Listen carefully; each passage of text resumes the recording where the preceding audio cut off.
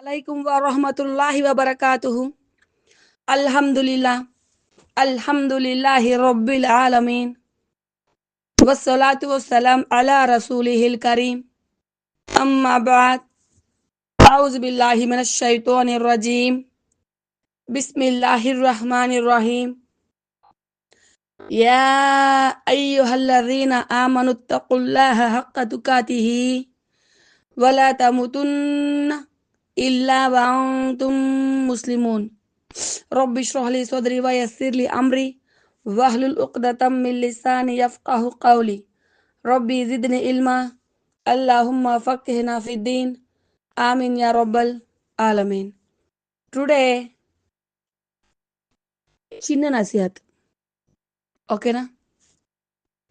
ఈ రోజుల్లో అల్లాహు ఎవరినైతే కరుణించారో వారు తప్ప మిగతా మందికి మాటలపై నియంత్రణ అనేది అసలు ఉండదు, సహనం అనేది అసలు ఉండదు. వారి సంభాషణ మాటల్లో తిట్లు ఉంటాయి, శాపనార్థాలు, అసభ్యకరమైన పదాలు సర్వసాధారణంగా జరుగుతూనే ఉంటాయి. కానీ మనం ఒక విషయం మర్చిపోకూడదు కదా, మనిషి నోట ఒక మాట వెలువడటమే ఆలస్యం.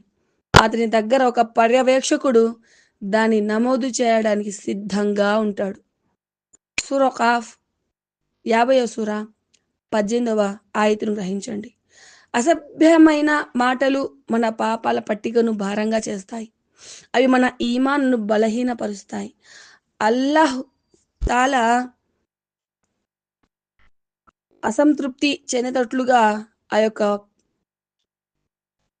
పరిస్థితి ఉంటుంది.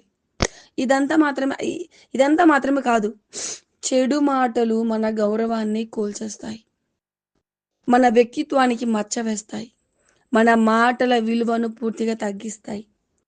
చెడువైన నాలుక ఒక నీచమైన లక్షణం.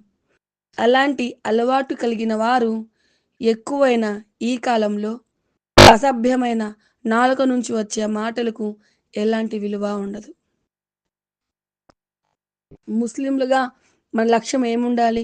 మన నాలుకను అల్లాహ్ జిక్రుతో తడిపి మంచి మాటలతో అలంకరించి ఇతరులకు హాని కలిగించే పదాల నుండి దూరంగా ఉంచడం. గుర్తుంచుకోండి, మంచి మాట కూడా ఒక సదకానే.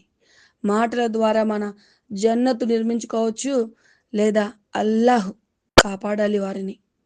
అవే మాటలు నరకానికి కూడా దారి తీయవచ్చు. అల్లాహ్ మన నాలుకలను శుద్ధి చేయుగాక, మన మాటలను ఆయనకు ఇష్టమైనవిగా చేయుగాక. వలా హౌల వలా కువ్వత ఇల్లా బిల్లా.